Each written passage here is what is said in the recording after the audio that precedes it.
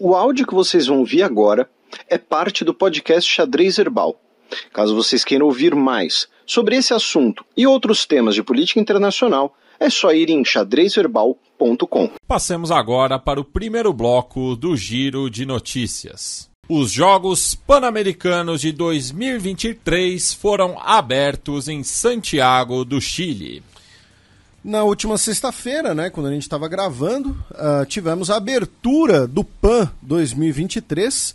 Né? A abertura foi no Estádio Nacional, o estádio na capital chilena, que é um estádio bastante simbólico também, né, pelo uso que fizeram dele, né, durante a ditadura Pinochet, né, logo nas primeiras horas pós-golpe, inclusive, né? Então tivemos a cerimônia de abertura e por conta, né, também disso que nós tivemos uma cerimônia que evocou esse papel, né, evocou essa memória, né, no Estádio Nacional, melhor dizendo. E a cerimônia acabou lembrando disso, né, a pira pan-americana que foi acesa no mês passado na Pirâmide do Sol em Teotihuacan, no México, né, e cruzou boa parte do continente, né, passando pela Ilha de Páscoa, pelas regiões mais setentrionais e meridionais do Chile, né, que são respectivamente Arica e Punta Arenas, antes de chegar à capital chilena. E quando a pira entrou, né, no Estádio Nacional, portada pela nadadora chilena e abandeirada, a Cristel Cobrich, foi justamente ali no setor do Estádio Nacional, né, no Gol Norte, onde está localizado justamente aquele painel, né, está escrito, né, um pueblo sin memória es un pueblo sin futuro, e também onde está conservado, né, a arquibancada da época do golpe militar. Isso. Serão 40 comitês olímpicos. São, né? Porque já temos aí uma semana de jogos. Né, 40 comitês olímpicos participando. Os atletas guatemaltecos estão competindo como atletas independentes, tá? Já que a Guatemala o Comitê Olímpico Guatemalteco está suspenso, né? E atualmente no ranking extraoficial de medalha, os Estados Unidos lidera, né, como sempre costuma acontecer, né, até por uma discrepância econômica, né, de investimento, enfim.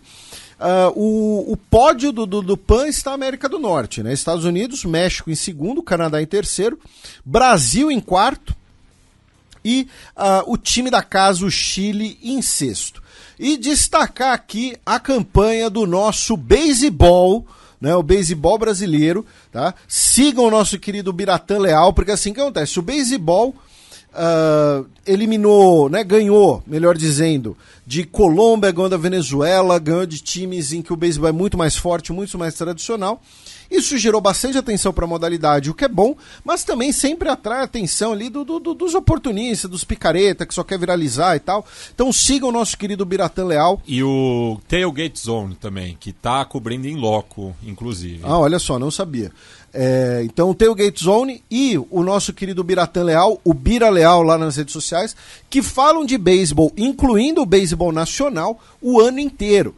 Tá? E essa coisa de que o time brasileiro é formado por... Só amadores. Todo mundo lá é padeiro, alguma coisa assim. Isso é sensacionalismo, tá, gente? Existem jogadores que justamente são amadores no sentido positivo da palavra, mas tem jogadores como o André Rienzo que já jogaram na Major League Baseball. Né? Isso, e o montinho brasileiro, inclusive, é só de profissionais. Já jogou na MLB, joga nas Minor Leagues dos Estados Unidos, joga no Japão, que é o segundo campeonato mais forte do mundo, né? Então também, né, tem esse mito aí, né? Mas aí tivemos a abertura do PAN, presença do Gabriel Boric, né, presidente chileno. Não tivemos muitas lideranças políticas presentes, foi uma cerimônia, digamos assim, bastante chilena, né? Não sei se é o melhor termo, mas enfim. E passando aqui, né, por um giro esportivo mundial, ainda temos, né, a Copa do Mundo de Cricket, que vai até meados do mês que vem. Esse final de semana, amanhã, sábado, dia 28 de outubro, teremos a final da Copa do Mundo de Rugby, né, na França. A final será disputada entre Nova Zelândia e África do Sul. Para definir quem é o maioral, né? Cada uma tem 3 títulos, são os maiores campeões, inclusive os Springboks ganharam dos All Blacks na primeira decisão disputada entre eles, justamente na África do Sul. Você está querendo fingir intimidade, então eu vou explicar para os nossos ouvintes. Springboks é o apelido da seleção da África do Sul, como todo mundo viu no filme Invictus, do Clint Eastwood, em que o Morgan Freeman interpreta o Mandela. E All Blacks é o nome do time da Nova Zelândia, porque eles usam o uniforme todo preto. Inclusive, é por conta disso que uma das propostas mais populares na Nova Zelândia de mudar a bandeira seria uma bandeira preta, né? Mas acho que, não sei, é muito anarquista para um reino da coroa, né? E a Nova Zelândia que é muito famosa porque... eu ia fazer uma piada aqui, mas enfim, eu não vou falar nada. Ovelhas. Também. A culpa é das ovelhas. E também essa semana tivemos a abertura dos Jogos Paralímpicos da Ásia. Tá, né? Nós tivemos os Jogos Asiáticos até semana passada, agora tivemos a abertura dos Jogos Paralímpicos. E com um detalhe, a Coreia do Norte, que disputou os Jogos Asiáticos, se retirou dos Jogos Paralímpicos Asiáticos pelo fato de que, e a gente comentou isso aqui no programa, né? A Agência Mundial Antidoping proibiu a Coreia do Norte de usar os seus símbolos devido ao fato de que a Coreia do Norte realizaria uma política sistemática de doping, porém o Comitê Olímpico Asiático permitiu, né, que a Coreia do Norte competisse com seus símbolos. O Comitê Asiático Paralímpico não permitiu, então a Coreia do Norte, em protesto, se retirou. Tá? Então tivemos a abertura dos jogos com esse asterisco, digamos assim, e o Iêmen conquistou a sua primeira medalha nos Jogos Asiáticos Paralímpicos na história, ganhou um bronze até o momento. Notícia do domingo passado, dia 22 de outubro. Partido Conservador vence as eleições suíças. Pois é, meu caro Matias, isso era previsto nas pesquisas, né? O Partido Popular Suíço, liderado pelo Marco Chiesa, que é o partido historicamente conservador suíço e que nos últimos anos passou a adotar uma retórica bastante anti-imigração, né? Propôs aqueles referendos que foram considerados islamofóbicos em alguns círculos de discussão. Então ele estava previsto de ficar em primeiro. Só que ele teve um resultado melhor do que o esperado, tá? Cresceu 9 cadeiras, especialmente, e aí veio a surpresa, veio a diferença das pesquisas. Esse crescimento do Partido Conservador veio à custa dos partidos verdes. Né? A Suíça tem 2 partidos verdes, né? Um partido verde de esquerda, como costuma ser na maioria dos países, e um partido verde mais de centro, que é o Partido Verde Liberal, no caso liberal economicamente liberal. Então, esses 2 partidos foram os principais perdedores dessa eleição, tá? Mas de resto foi basicamente de acordo com as pesquisas. Partido Conservador em primeiro, Partido Social Democrata em segundo, Partido Liberal, né, que são os FDP, que nem na sigla em alemão, em terceiro, né, o Partido de Centro veio depois, aí os Verdes, e tivemos a estreia, né, do Partido do Movimento dos Cidadãos de Genebra, tá, que conquistou 2 cadeiras, é um partido francófono, que, como o próprio nome meio que já entrega, busca maior representatividade para Genebra, especialmente em questões migratórias. Em bom português, é um partido anti-imigração. Tá? O comparecimento foi de 46,6%. Então, essas foram as eleições suíças e a chapa de governo provavelmente vai ser mantida. Tá? Na Itália, nós tivemos uma eleição, né, uma by-election para o Senado italiano, no último dia 22, por conta do assento que era ocupado pelo Silvio Berlusconi, né, que morreu em junho de 2023. E assim, para quem acompanha futebol especialmente, né, vai parecer a piada pronta, né? Então a gente vai explicar para os nossos outros ouvintes. Quem venceu essa eleição e na Constituinte de Monza para substituir o Berlusconi foi o Adriano Galliani.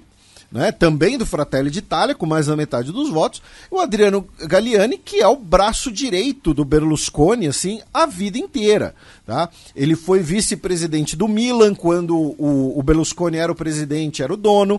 Depois ele se tornou o presidente do Clube Monza quando o Berlusconi comprou o Monza.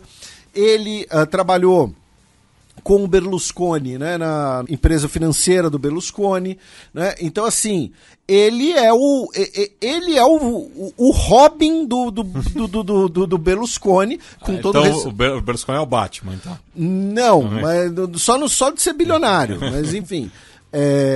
Você está tentando me acusar só porque eu gosto de Batman. Mas é isso. Então, é pedra pronta, o Galliani ter vencido essa eleição. Ainda falando em questões eleitorais europeias, meu caro Matias, temos um racha, tá, no partido da esquerda alemão, né, no Die Linke, à esquerda, já que a Sarah Wagenknecht, muito provavelmente a pronúncia está errada, ela anunciou sua saída, levando outros 9 parlamentares, e vão fundar um novo partido, tá? Segundo ela, será um partido de esquerda mais radical dentro do parlamento alemão, mas especialmente com um tom bastante populista nas declarações dela, tá? Vai ser um partido supostamente, né, como eu disse, à esquerda, né, com posições parecidas com o Die Linke, mas que vai questionar a agenda verde, nas palavras dela, e não vai apoiar a imigração desenfreada, né, ou seja, adotando a retórica, né, muito parecida com a retórica, por exemplo, da AfD, né? Então ela denunciou a imigração sem controles, tá, que agrava os problemas nos bairros pobres, e também criticou o ecoativismo, tá? Finalmente, em temas eleitorais europeus, na Espanha, o Pedro Sánchez anunciou um acordo com a Yolanda Díaz, a líder do Sumar, né, o segundo maior partido de esquerda do Parlamento Espanhol, como parte, né, e da formação de uma eventual aliança de governo. Falta agora sentar com os separatistas catalães. 2 notícias da última segunda-feira, dia 23 de outubro. Tribunal do Paquistão suspende julgamentos militares de manifestantes pró-Khan. Temos 2 desdobramentos interessantes, né, no Paquistão nessa semana. O primeiro delas é que a Suprema Corte do Paquistão determinou que o julgamento militar, né, o julgamento por crimes militares de civis, é inconstitucional. Isso significa que dezenas de apoiadores do ex-primeiro-ministro Imran Khan vão responder os seus processos agora em liberdade em cortes civis. Por quê? Porque como parte, né, dos tumultos e dos confrontos, eles teriam agredido militares e também saqueado, né, um posto militar, e isso constitui um crime militar, e eles então estavam sendo julgados por uma corte militar. Lembrando que o Paquistão, durante um pedaço considerável da sua história independente no século XX, foi uma ditadura militar.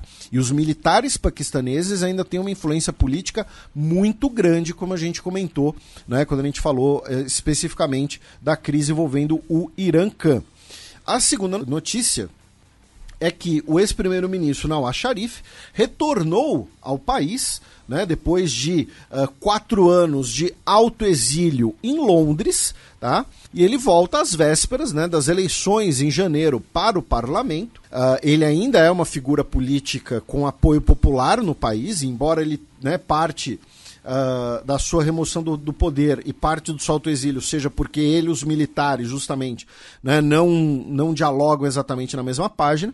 Então, um desdobramento político interessante no Paquistão. Já na vizinha Índia, 2 notícias, meu caro Matias. A primeira delas é que o governo indiano anunciou que retomou os serviços consulares no Canadá, especialmente a emissão de vistos, né, depois da crise diplomática, depois que o governo canadense do Trudeau denunciou, acusou, não é nem denunciou, né, acusou frontalmente o governo indiano de estar por trás do assassinato do líder Sikh Hardeep Singh Nijjar. Né? Então, os serviços consulares indianos foram retomados.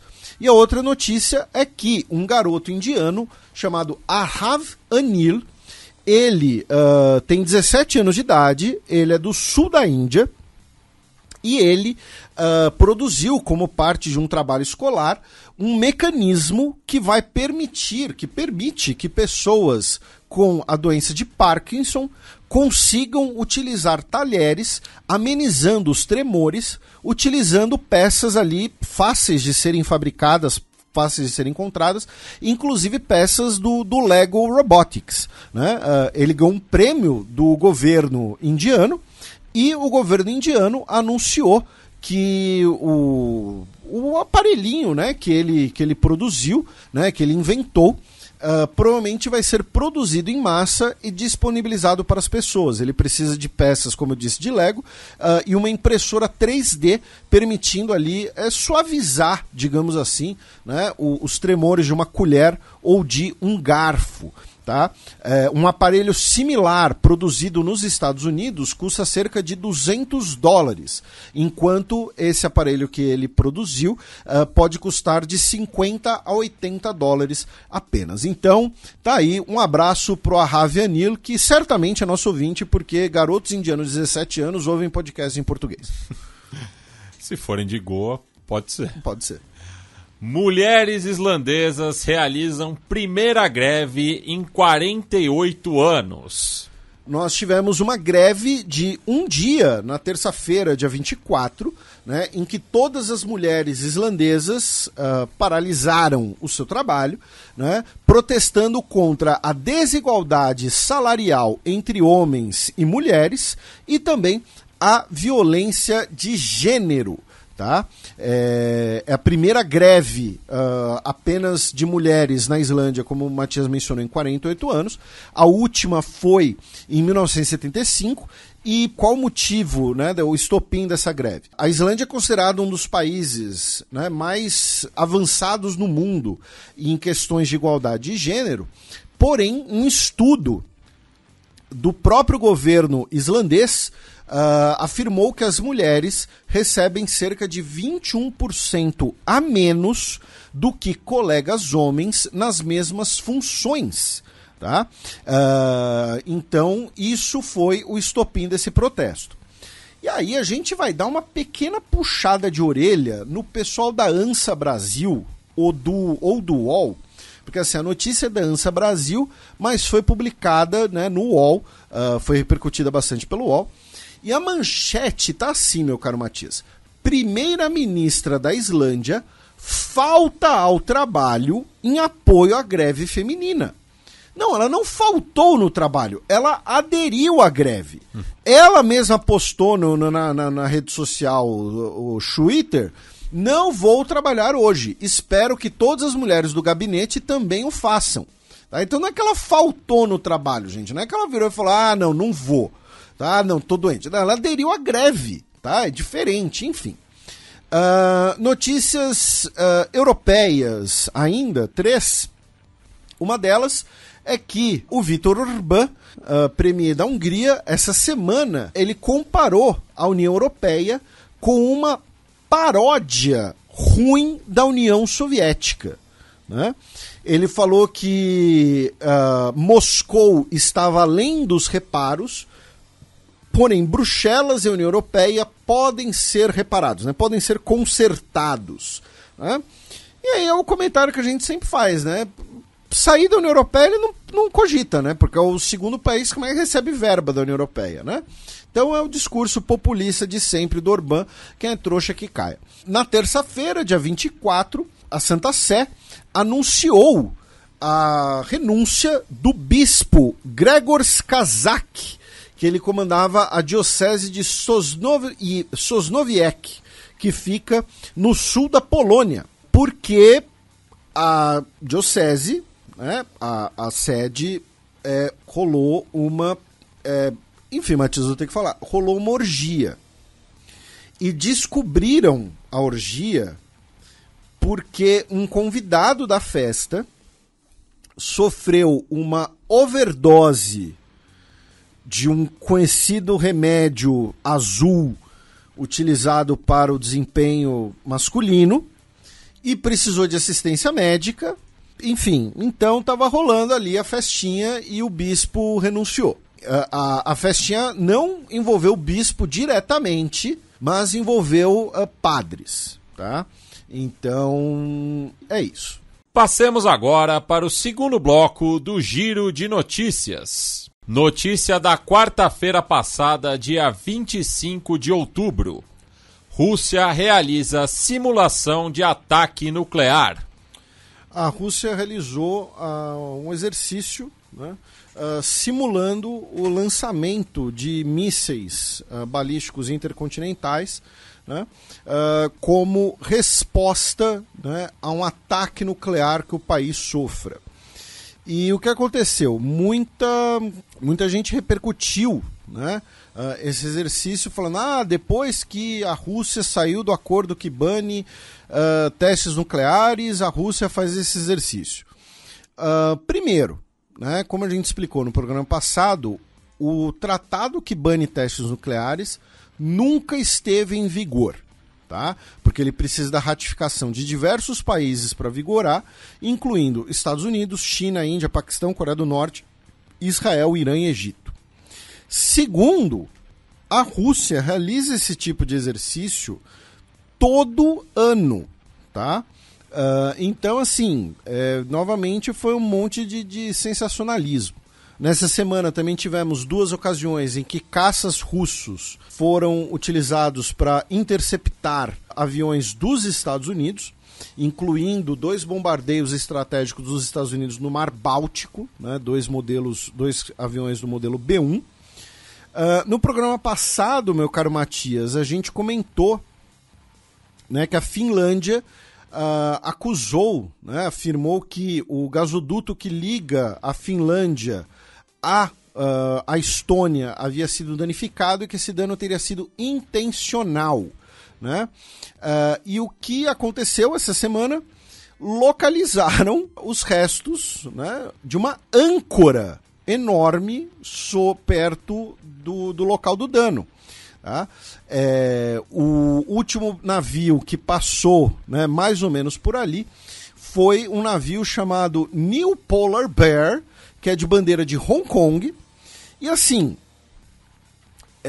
eu não estou querendo limpar a barra do navio chinês nem nada, mas assim, é impossível você atingir um lugar de propósito com uma âncora, tá? É quase impossível. Então, muito provavelmente foi um acidente e os caras, né, falaram, vamos fingir que ninguém viu e seguir viagem. Né? Mas diminui, né? Porque falaram, não, porque se foi a Rússia, a OTAN vai responder e tal. Então diminui as tensões. Ainda em temas navais e também no tema racismo, a Marinha Real Britânica anunciou essa semana que vai encerrar a sua tradição, que já dura séculos, né, já dura uns 2 séculos, de ter civis chineses a bordo dos navios de guerra que cuidam da lavanderia. Tá?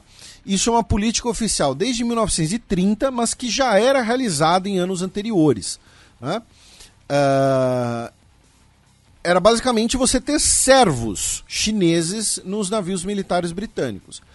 E eles vão fazer isso porque eles descobriram que o racismo é errado? Não, eles vão fazer isso porque eles estão com medo de que essas pessoas espionem para o governo chinês. E eles serão substituídos por nepaleses.